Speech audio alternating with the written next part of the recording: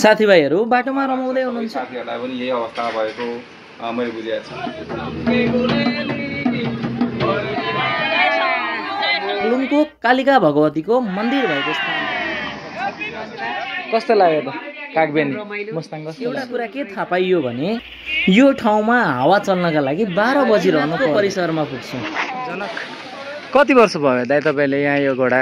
रूपसे झर्ना हो, जाँदा गाडीबाटै दर्शन गरे पनि पहिलो पटक पुग्नेलाई त यसले मन्त्रमुग्ध नै बनाउँछ।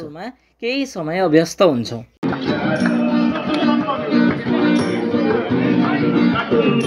आज असोज 26 गते पूर्व निर्धारित समय तालिका अनुसार आज मोहनमाया माध्यमिक विद्यालयको शैक्षिक अवलोकन भ्रमणमा निस्किने दिन र हामी 6 बजी सबैजना भेला हुने समय तय भएको थियो। तसर्थ म लाग्दैछु विद्यालयतर्फ। म विद्यालय पुग्दा कति शिक्षक शिक्षिकाहरू मभन्दा अगाडि आइसक्नु भएको थियो भने कति आउने क्रममा हुनुहुन्थ्यो। जब हामी सबैजना आइसक्यौँ तर गाडी आएन, तसर्थ हामी बाटामा बसेर अहिले गाडीलाई कुरिरहेका छौँ। केही समयपछि गाडी पनि आयो र हामी बिर्तामोडबाट 7:20 मा पश्चिमतर्फ लाग्यौँ। साथीभाइहरू बाटोमा रमाउँदै हुनुहुन्छ। करिब 2.5 घन्टामा हामी इटहरी पुग्यौँ र हाम्रो बिहानको खाना आज इटहरीमा हुनेछ। हामी लाग्यौँ इटहरीको द गोर्खा किचनतर्फ। हो, यही ठाउँ हो जहाँ हामीले बिहानको खाना खाएर अब हाम्रो गाडी यसबाट पश्चिमतर्फ लाग्नेछ।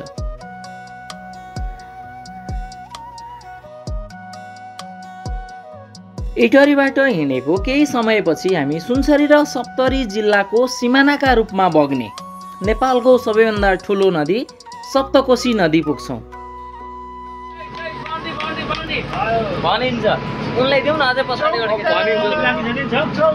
आज नेपालको युएईसँगको म्याच पनि परेको हुनाले बाटोमा रमाइलो गर्दै रातको करिब 10 बज्न लाग्दा हामी भरतपुर पुग्छौँ र आजको बास हाम्रो यही हुनेछ। आज यहाँ बसेर हामी भोलि बिहानै पोखरातर्फ लाग्नेछौँ।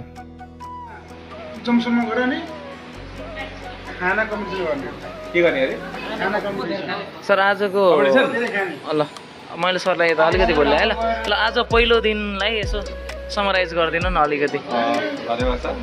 आज साह्रै रमाइलो भएको छ। सबैजना सहजतापूर्वक स्वस्थ रूपले चाहिँ यहाँ आइपुगेको छ। त्यसमा चाहिँ अहिलेसम्मकै सबैभन्दा अविस्मरणीय पल, जीवनको अविस्मरणीय क्षण जस्तो भयो। हाम्रो नेपाल क्रिकेट टिमका सबै प्लेयर्सहरूले उत्कृष्ट गेम प्रस्तुत गरेर सबै नेपालीहरूलाई चाहिँ एकताको सूत्रमा बाँध्ने गरी सबै नेपालीहरूमा आशा उमङ्ग बढ्ने गरी हौसला वृद्धि हुने गरी चाहिँ क्रिकेटको जुन रोमाञ्चक जित छ त्यसले हामीमा चाहिँ अहिले पनि यत्रो 14 घन्टाको यात्रा गर्दा पनि एकदम फ्रेस भएको अवस्था छ। मलाई लाग्छ सबै साथीहरूलाई पनि यही अवस्था भएको मैले बुझेको छु। मुकुन्द सर आजको जर्नी एक वर्डमा तपाईँलाई लामो बोल्न दिनँ मैले। फ्यान्टास्टिक। नितेश सर एउटा वर्डमा आजको दिनलाई समराइज गर्नु। नेपाल वन। नेपाल वन। ओके सन्देश सर? अभूतपूर्व। विवेक सर? Lock sir? एकदम मेमोरेबल। सुरेन सर? एकदम मेमोरेबल, आउटस्ट्यान्डिङ एन्ड फ्यान्टास्टिक। 3वटा भए। ल आज हाम्रो यात्राको दोस्रो दिन उठ्यो, नुहाइधुवाइ गरियो। आउनुहोस् अब म तपाईँलाई एउटा यस्तो दृश्य देखाउन जाँदैछु जुन हेरेर तपाईँहरू वाउ भन्नुहुन्छ। Wow, this is the Narayani river bank and this is the Narayani bridge. Look, there is a river flowing which is called Narayani in Chitwan and that is the deepest river of the Nepal. Okay, how is the scenario? How is the scene? ल हेर्नुहोस् अब आजको यात्रा हाम्रो पोखरातर्फको यात्रा नारायणीबाट सुरु हुन्छ। सबैजना होटल अगाडि भेला भएर चितवनको नारायणी नदीको किनारतर्फ फर्केर 1-2वटा फोटो खिचेपछि अब हामी लाग्छौँ पोखरातर्फ। यो नारायणघाट मुगलिन सडक खण्ड हो।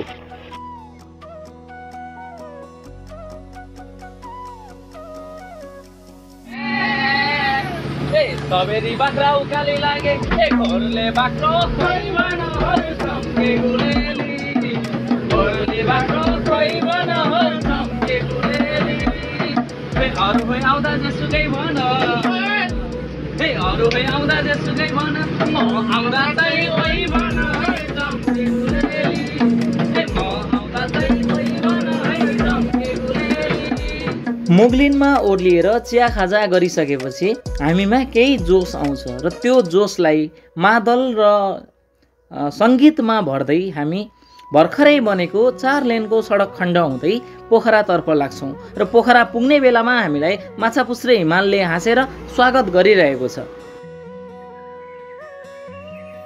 यो हाम्रो बिहानको खाना खाने स्थल हो।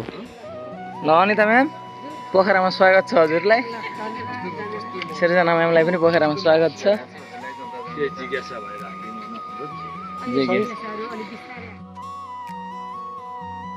बिहानको खाना खाएर हामी देशभरि नाम कमाउन सफल श्री विन्ध्यवासिनी माध्यमिक विद्यालयमा शैक्षिक अवलोकन भ्रमणका निम्ति पुग्छौँ।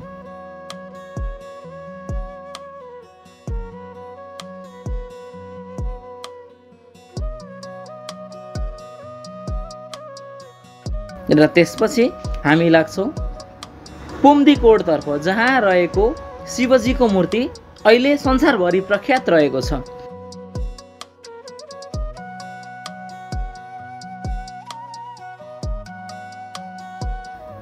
नागबेली बाटो हुँदै उकालो चढ्दै करिब 5-6 किलोमिटर यात्रा गरेपछि हामी पुग्छौँ पुम्दीकोटको विशाल शिवजीको मूर्ति भएको ठाउँमा।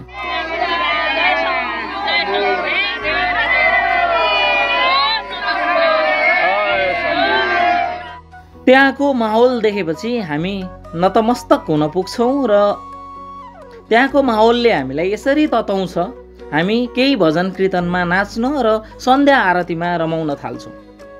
जहाँ पुगेपछि हामीले केही समयका लागि भए पनि सारा संसार बिर्सन्छौँ।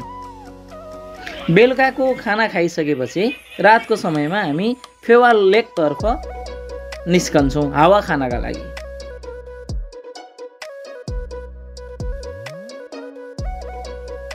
तेस्रो दिनको बिहानै हामी पोखराबाट कुस्मातर्फ लाग्छौँ।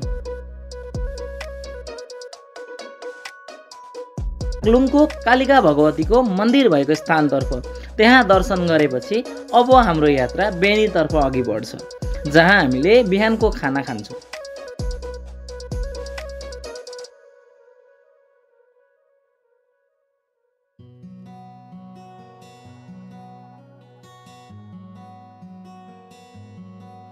बेनीबाट हिँडेपछि कालीगण्डकी नदीलाई नियाल्दा नियाल्दै रूप्से झरना हेर्दा हेर्दै हामी केही समयपछि पुग्छौँ।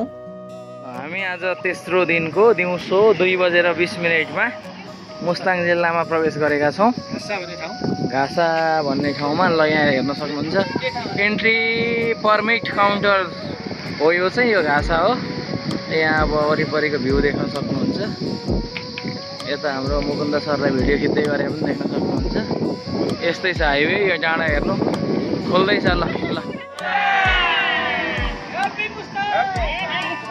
घाँसाबाट हिँडेपछि केही समयमा मार्फा र त्यसपछि जोमसोम आउँछ। त्यहाँ पुगेपछि एउटा गीत याद आउँछ, जोमसोमै बजारमा 12 बजे हावा सरर। भलै हामी पुग्दाखेरि 12 नागिसकेको थियो, तर हावा तोडले बगिरहेको थियो। पुग्न लागेका छौँ। गाडी जानको लागि चाहिँ यो बाटोको अलिकति असुविधाका कारणले गर्दा हामीले गाडीलाई पछाडि राखेर देख्न सक्नुहुन्छ ब्याकग्राउन्डमा हामी पैदल यात्राको क्रममा छौँ। कागबेनीमा हजुरलाई स्वागत छ। कस्तो लाग्यो त कागबेनी मुस्ताङ? कस्तो लाग्यो हजुरको पहिलोचोटि हो? तेस्रो दिनको हाम्रो बास कागबेनीमा हुने भयो। आज हामी कागबेनी आइपुगेका छौँ होइन। तपाईँलाई यो पोखरादेखि कागबेनीसम्मको यात्राका बारेमा संक्षिप्त वर्णन गरिदिनु न। धन्यवाद सर।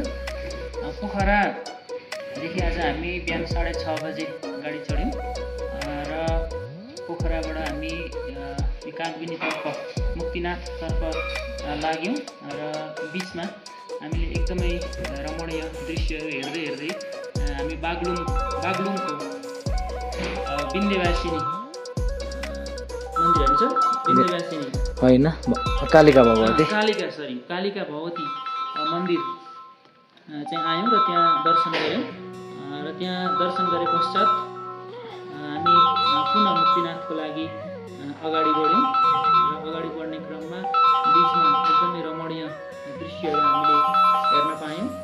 भौगोलिक रूपले अत्यन्तै विकट अप्ठ्यारो ठाउँ लाग्यो तर हामीहरूलाई आएर हेर्दा त्यो चाहिँ भूगोलहरू हेर्दै आउँदा एकदमै चाहिँ रमाइलो लाग्यो, एकदमै रमाइलो महसुस भयो। अत्यन्तै सुन्दर दृश्यहरू जुन चाहिँ हामीले चाहिँ क्यामेरा मार्फत क्याप्चर पनि गरेका छौँ। एकदमै सुन्दर दृश्यहरू हेर्दै अत्यन्तै मनमोहक दृश्यहरू हेर्दै हामी रमाइलोको साथ अहिले चाहिँ कागबेनीमा आइसकेका छौँ र आज हामी यहीँ बस्छौँ र भोलि बिहानै मुक्तिनाथ मन्दिर दर्शन गर्न लाग्छौँ। चौथो दिन बिहानै सबेरै उठेर कागबेनीमा जल चढाई दर्शन गरेर हामी मुक्तिनाथतर्फ लाग्नका लागि निस्कन्छौँ। एउटा कुरा के थाहा पाइयो भने यो ठाउँमा हावा चल्नका लागि 12 बजिरहनु पर्दैन।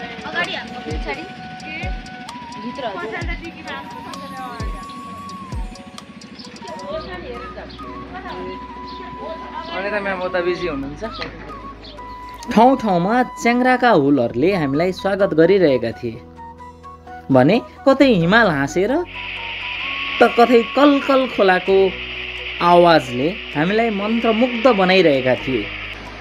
यो पवित्र कागबेनीको काली र गण्डकी नदीको सङ्गम हो।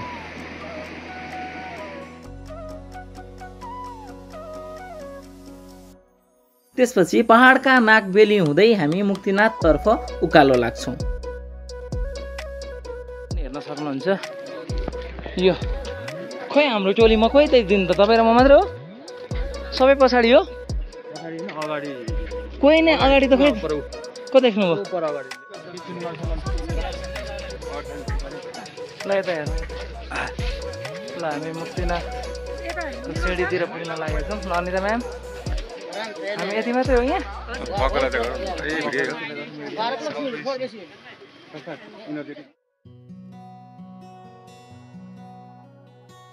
करिब 10 मिनट जति सिँढी चढेपछि ल मुक्तिनाथको मन्दिर मुक्तिनाथको परिसरमा पुग्छौँ। स्नान गरिसकेपछि हामी पूजाआजामा व्यस्त हुन्छौँ। पूजाआजा गरिसकेपछि अब हामी बिस्तारै दृश्यावलोकन गर्दै गर्दै फर्किन्छौँ। पछाडिपट्टि हाम्रो मुक्तिनाथ छ, यो बुद्ध पार्क हो। बुद्ध पार्कमा यहाँ 3वटा स्तूपा रहेका छन्। पछाडि यहाँ बुद्धको मूर्ति देख्न सक्नुहुन्छ, बुद्धको मूर्ति। अगाडि पर ज्वालामाईको मन्दिर, त्यसपछि यहाँ हामी स्टर्ने हेर्छौँ। अनि पछाडि हिमालहरू देख्न सक्नुहुन्छ। ठ्याक्कै नाम थाहा नभए पनि हिमाल रेन्ज राम्रो छ। यता माथि डाँडातिर हिउँहरू जमेको छ। राम्रोसँग सजाइएका पसलहरूले के लिउँ बनाउँछ। घोडा चढेर वा पिठोमा बोकेर मुक्तिनाथको दर्शन गर्न जाने ग्राहकहरू भनौँ या दर्शनार्थीहरू भनौँ, उहाँहरूको खोजीमा बस्ने केही दाजुभाइहरूसँग मेरो सानो भलाकुसारी हुन्छ। हजुरको शुभ नाम के हो? जनक। कति वर्ष भयो दाइ तपाईँले यहाँ यो घोडा? 6 महिना जति भयो। त्योभन्दा अगाडि के गर्नुहुन्थ्यो? ए त्यो काम छोडेर किन छोड्नु भयो? यता फाइदा देखेर? तर फेरि यता त त्यो त भन्दा दुःख होला। तपाईँ घोडाको काम गर्नुहुन्छ कि भारी बोक्ने? यता यो बोक्ने काम गर्नुहुन्छ?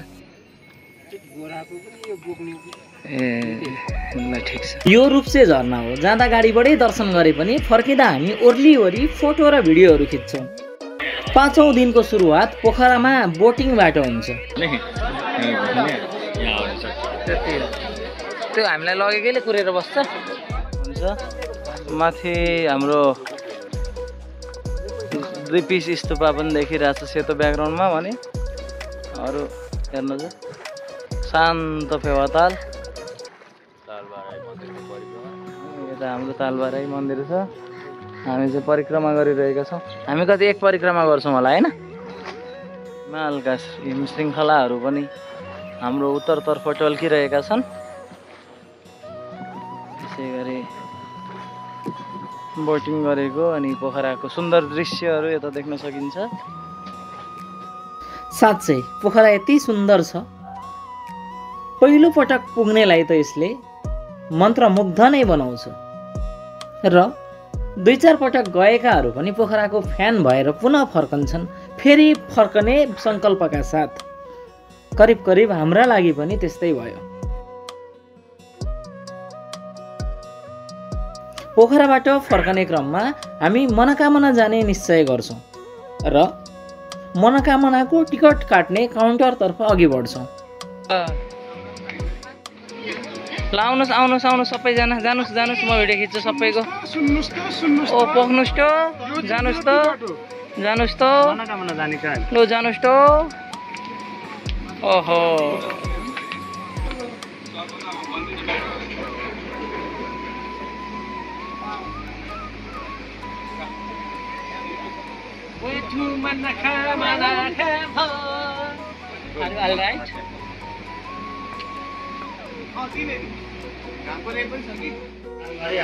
ल हामी केबल कार चढ्न अगाडि बढ्यौँ।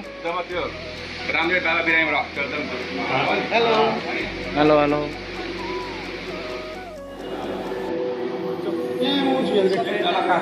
म भेरिफाई भएँ cable car. I'm too verified. You too? Okay. यो मनोकामना मन्दिरको परिसर हो। स्थानीयहरूले पञ्चेबाजा सहितको नाचगान गरेर आउने दर्शनार्थीहरूलाई मन्त्रमुग्ध बनाउनु हुँदो रहेछ।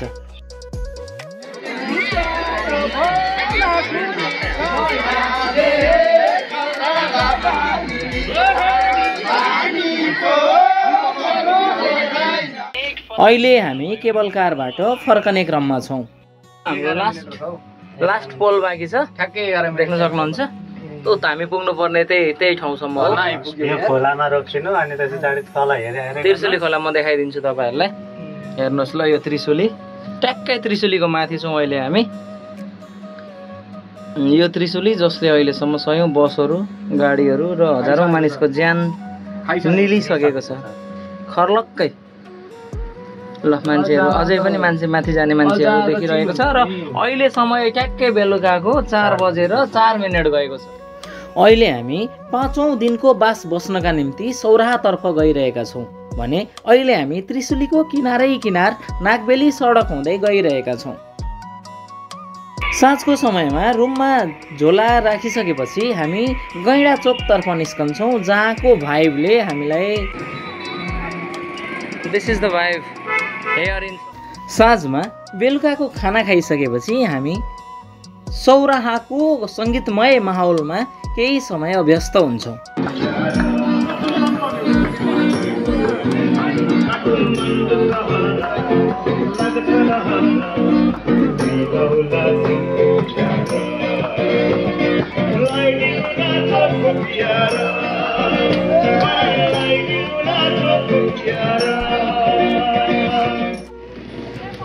हाम्रो बद्री दाई, म, मौसम सर। 6औं दिनको सुरुवात स्विमिङ पुल छेउबाट हुन्छ, किनभने हामी बसेको होटलको कम्पाउन्डमा एउटा ठुलो स्विमिङ पुल हुन्छ, जहाँ केही फोटो र भिडियो खिचिसकेपछि हामी घर फिर्नका लागि निस्कन्छौँ। निस्कने क्रममा हामी सौराहा लेखेको बोर्ड भएतर्फ जान्छौँ, जहाँ केही फोटो र भिडियो खिचिसकेपछि हाम्रो गाडी पूर्वतर्फ लाग्छ।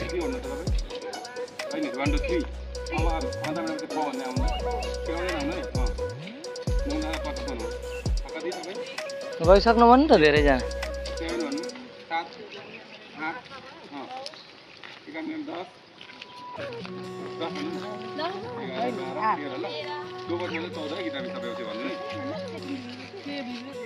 यो सौराहामा अवस्थित राप्ती नदी हो। यो राप्ती ओह गई हेर्नु त, ओ डिलमा, ओह गई क्रोकोडाइल जुम हुँदैन होला। हेर त्यहाँ क्रोकोडाइल सिधा देख्छ नि, गई देखियो नि त ऊ सुतिरा पारिपट्टि क्या। देखियो यसो त कति आउँछ त 5-6 एकैचोटि यो नदी नै त्यही गोहीका लागि नै फेमस गयो त जराहरू पनि आउँछन् फर्कने क्रममा हामी नाच्दै गाउँदै र रमाउँदै बाटो कटाउने काम गर्छौँ।